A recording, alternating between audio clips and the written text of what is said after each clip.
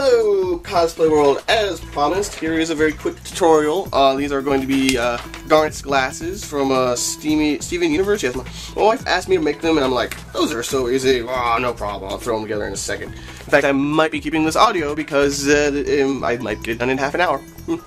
Anyhow, as I'm expecting people to want details about the profile of this prop, here are some basic measurements for you. The width of it is 7 inches, which with each segment divided in 4, so these are 7.5, and this is also 7.5. And the total height is 3 inches, so we have the overall being 7, 3, and then 1.5, so it's a whole, a quarter, or a half and a quarter, so you get right angles. That's what creates this particular shape. The trick here is to measure, if you're going to scale this up and down, the trick is to get the width of your head, and then this is going to be half of that, and that's going to be a quarter of it. That way you get these nice right angles and you get these good proportions. As for the side earpieces, they're going to match up here. There are a few different versions I saw, but we're going to go with the one my wife wanted, which is from the arcade episode. Where she's like playing some meat game, I forget exactly. So there are ones with a little lip here, and but this one does not. This is a full 7.5 inches, and so this length matches 7.5 inches. And to reach to her ear is another 5 inches. I based this on the profile image I have. If you want to go longer, that's fine. But because of the material we're going to be using, I'm not worried too much because the goggles or the glasses could bend too. That's fine, because there's a couple different stylized versions of Garnet that have that curved front, but for this one we're doing a flat facing. Now, if you happen to have acrylic on hand, which I suggest out, even you can just cut it out of the material and bam, there you go. Don't worry about the scratching. This is all. You'll find that pretty much everything we are working with today has some protective plastic facing, so that it looks really nice. But I'm assuming you're not going to have this, so we are going to be working in some floppy acrylic. If you can't see this, it'll become apparent in a moment. This is 0.5mm acrylic, and I'm going to be cutting this with scissors because it's so thin and floppy. This is typically not very easy with acrylic. Acrylics tend to be something you need shop tools for. If you can't find really floppy, nice acrylic in your hardware stores, I would suggest trying to buy a nice big frame for a picture. You can go to Walgreens or a hobby store where they have those big, cheap plastic covers and just steal the covers out of a frame. And that will do the job. It probably won't be as rigid, I guess, but it's really serving as a medium to hold the glasses up.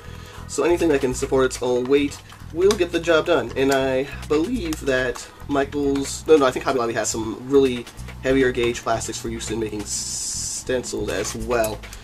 So there you go. Yes, I'm just using some heavy scissors. Obviously, I'm not using sewing scissors because that would cause some damage that we do not want. And I've drawn the pattern on this. It's just hard to see because guess what? It's made. It's on something that's just generally hard to see. Oh well. So I'll have this done in just a moment. This is all going to be one piece. We're going to be bending it up in a little bit, which is why we want the floppiness. The rigid acrylic is going to be much more difficult to do that. You'll probably want some more tools, but for this quick little project, any kind of semi-rigid plastic will do. See, it sits up pretty nicely on its own weight. So there we are. However, this is not the color we're going for, obviously. For that, we're going to be getting some tints, and we got some tints from windowtintpro.com. I'll put a link in the YouTube video description. If you're not watching this on YouTube, we'll see what I can do here. Oh well, so we got a few of these. Obviously, they all didn't come in one package. I just put them all together for the sake of time. And our 3 colors today are going to be pink, and you can see I've already made one of these before. Darker pink, and then reflective. So the idea here is we're going to be simulating the effect of the lights hitting it, but not so heavily. You can, if you want an option, if you want to put like a strip of it, that will work. But for this, we are going to be just doing the side panels in red and the full facing in pink over it. It's going to give us a nice effect where it's a little darker on the sides to give it to exaggerate that profile. And guess what? I already drew it out off camera. Whoa! Saved us some time. So rather than me drafting all that crap on camera, we're going to just be cutting this piece of plastic out. Now, these have some facings on them, or some covering, some plastic pieces to protect the finish. I wouldn't recommend taking that off until you're ready to go, especially in my house when there's just cat hair everywhere. There's no escaping it. In fact, I don't know why we don't have like a cat trying to get on camera at the moment, because typically they like to butt in when they know when I'm doing something. Okay. Now these are going to be for, this is the 1.5 inch by 5 inch rectangle, or triangle, sorry. And they're going to be for the side panels of the glasses. Now, I don't remember if this has two pieces of protective film, but these tints are sticky. They are the stickies. And so what I'm going to do is make sure that they line up correctly, make sure I made the right size. And there we go. I'm going to peel the tint, or sorry, I'm going to peel the protective film off of this piece. Whoa! There we go. And exposing the plastic. Oh, not over the hot knife. We're using that later. And trying actually not to touch it as much as possible, because fingerprints will show up in your work. It's somewhat annoying in that respect. Okay, so here we go. And static, static, static! Okay, there we go. Alright, let's try and position this nicely. And we're going to work from one edge to another. So I'm just trying to fit this into this triangle as best I can. I'm going to push out from center, I guess in this case, and I'm going to be moving out my thumb and pressing it down and making sure we have no air bubbles, making sure we don't have any cat hair. Any of that stuff is not cool. Okay, and here we are. Bam. Okay. So, let me see. I feel like there's another protective film over this I'm facing. I'm going to see if there is.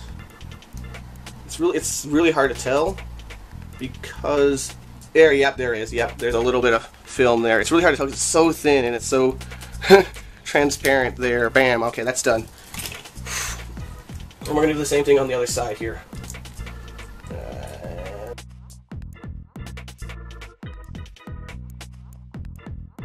Alright, well, we're gonna stop him from rambling, or me. This is Future Knives! Anyhow, basically, you know how this is gonna work. We're gonna peel off the facings of these various tints, and we're gonna apply them all. The trick here is that they're very, very, very sensitive. I'm gonna sit here and fight with them. I'm gonna cut away the excess with a hot knife. But the trick to having very, very nice glasses and very, very spotty and weird and speckly and creased and messed up glasses is patience. That's it. You might want to use the fluid technique here to apply them. What the fluid technique does is you put a little bit of alcohol, rubbing alcohol, on the surface. This keeps air bubbles from occurring, and it's a little easier to get any kind of imperfections out. That being said, imperfections will exist if you are not patient. And me, I ran through the entire 30 minutes video just being very, very patient and meticulous. And you don't need to see me do that.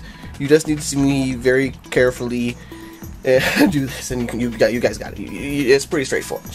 I used my heat gun at a very low setting to bend and shape the fins of the glasses up.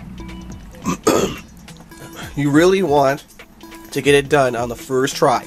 So unless you're really sure that it's the right amount of flexibility, don't try it, because it will lead to a wobbly edge, and those things show up in the it's very reflective surface, so those kinds of inconsistencies will show up.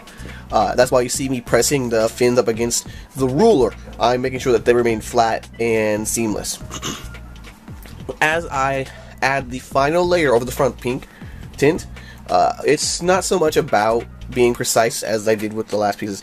This is about coverage. So I'm just going to run my hot knife all the way around, clean it up, and we're done. Oh well. I hope you guys enjoyed. Hope you make your own Rad Visor. I'll see you guys next time. Good night to all. Hey, looks like you made it all the way to the end. If you're interested in more new tutorials, con coverage, and other cosplay shenanigans every week, hit that sub button to get it delivered hot and fresh to you.